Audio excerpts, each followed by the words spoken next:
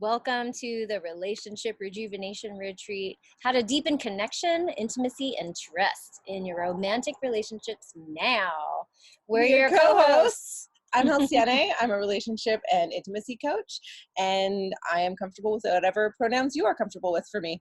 And I'm Crystal Dawn. I'm a Big Leap love coach, and I use she, her pronouns.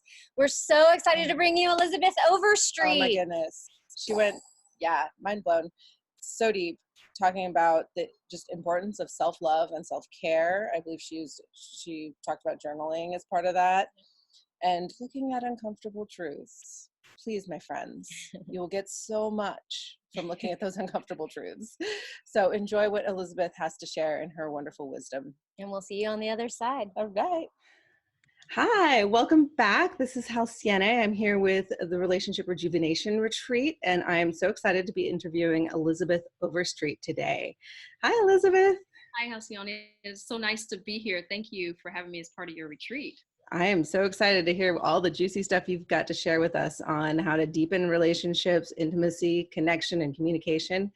So before we get into it, would you mind telling us a little bit about what you do and how you work with couples and relationships?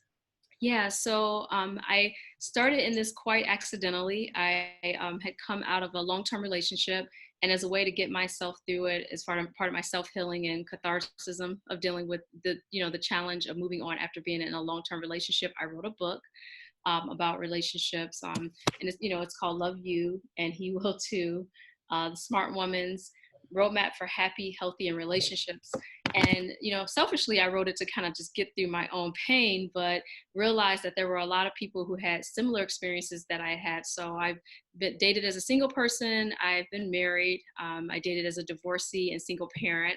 And so I went through all those different changes and experiences, and I've had long-term relationships. And so I was able to really tap into understanding a lot of the challenges that people have in their relationships. And then within my family dynamic, my parents have been married over 50 years, and my grandparents were married over 60 years. And I have aunts and uncles that have been married over 40 years. So just naturally, I've taken in a lot of information about what works and what doesn't work. And so I try to kind of narrow the gap for people so they don't have to go through the headaches that some of us have had to go through, and try to help to direct them to get to that relationship that works for them a little quicker. That's amazing. I know that I personally, my grandparents and my parents married for, I'd have to actually, my grandparents, I think they celebrated their 60th and change anniversary before they passed away. And my parents were, until my dad passed away, married, and they would have been married to this day. There's no question in my mind. And so I know how amazing it is to have that kind of role modeling. And I know how unusual it is in this current social situation we've got going on right now. So neat that you've been synthesizing that for people, because there's not a lot of good examples like that in the world for most people to draw upon. Yeah. And just naturally, and first of all, sorry to hear about your dad passing, and because that's a very difficult thing to deal with. But I think we're very fortunate, because you're right, we're among the minority of people who actually got to grow up with both of our parents' core, right? And see them raise kids and go through different relationship things. So we actually got to see that modeled. And I also was going to say that I was the person my friends would always come to for relationship advice.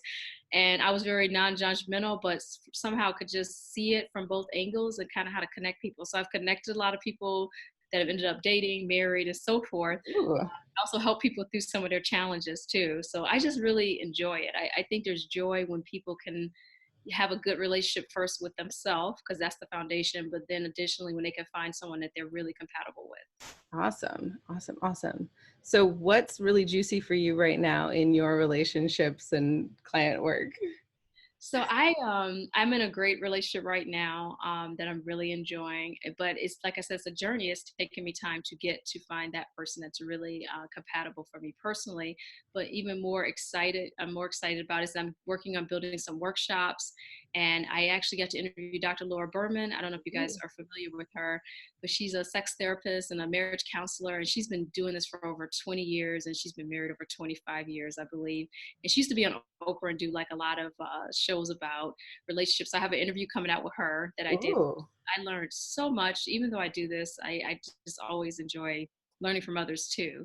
So those are a couple things that I'm working on. Neat. That sounds like a really amazing interview. When is that coming out? Probably in the next couple of weeks or so. I'll put it out across my social media platforms and on my website at elizabethoverstreet.com. So I'm excited about that. And she sees some synergy for me maybe to do some other workshops with her in the future too. So I think that'll be cool, pretty cool. Oh, that's super exciting. Yay. Celebrations. All right. So let's really dive in. I know you have this whole thing about, the title of your book, Love Yourself. So self-love, self-care, all that. I see that as vitally important in coming into a relationship and being able to really authentically be yourself, because if you're not taking care of yourself, how can you actually connect with another human being and have a meaningful relationship? What are the most powerful things that you've found in that area? I think like we hear a lot about self-love and self-care, and it's kind of gotten to like a ridiculous extreme in some ways, because some people are like, I love myself no matter who I am. And I think that's a good start. And I think that foundationally you do have to be content with yourself. But I also think self-love is also digging into things that are uncomfortable about yourself too. So uncomfortable truths, I call them. So for example, if you have a pattern in your relationships with others of certain things continuing to happen, there has to be some accountability. So self-love is not just embracing who you are, that's a piece of it, but it's also embracing the parts of you that you need to improve or get better at, so that you're not constantly repeating a cycle that's not healthy. How many times wait, why is this the same thing? This is a different person. Oh, maybe it's me. And I really think like that growth can't come until you have that honest conversation with yourself. So I always say, like, do a checklist. Like if you had a couple relationships and it didn't end too difficult, there's some amicable relationship there, to go back to those people and ask questions about certain things that they noticed, or areas where you could have improved, or just listen for common themes. Are there common themes and things that you hear from the people you've had relationships with? Because we're so close to ourselves, we just can't always see what our areas are that we're challenged in. But someone else comes in, your stuff is just going to come out. That's the natural evolution of the relationship. So I feel like we constantly, self-love is also constantly working on things over a period of time. It's never, because people are like, well, when do I stop working on myself? Never.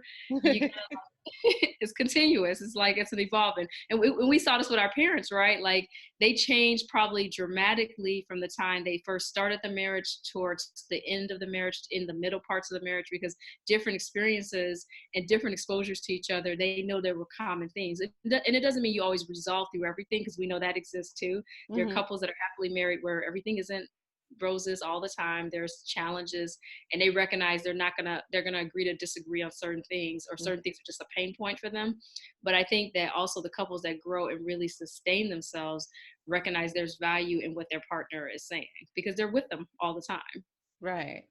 Yeah, there's a lot there. I totally agree about how just because you're with someone and love them does not mean that you see eye to eye on everything. Like you're not in total agreement all the time. And it's not even that that's a bad thing. I think there's a lot of pressure to be like, you're supposed to look perfect at all times. And if there's any, like, things are not perfectly posed and everything, if it's messy or, their emotions other than like utter bliss, it's somehow broken or wrong.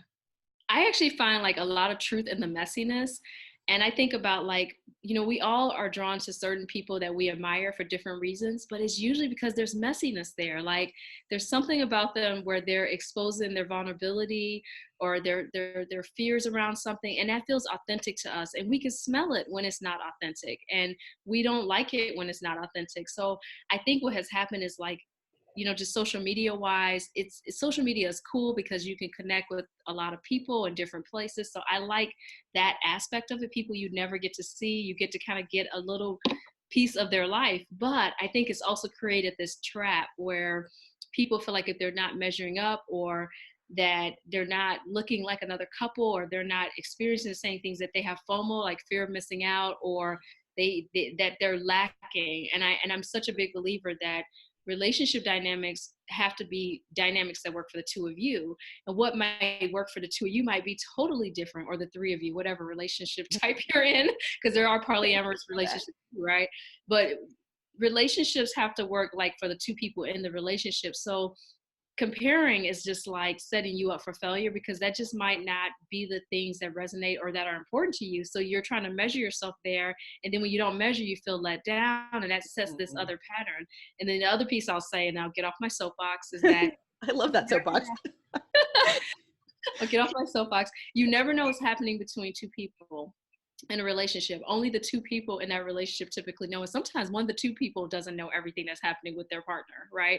So So what you see isn't always what it is. So falling into that trap, I think, could be very dangerous and misleading. I totally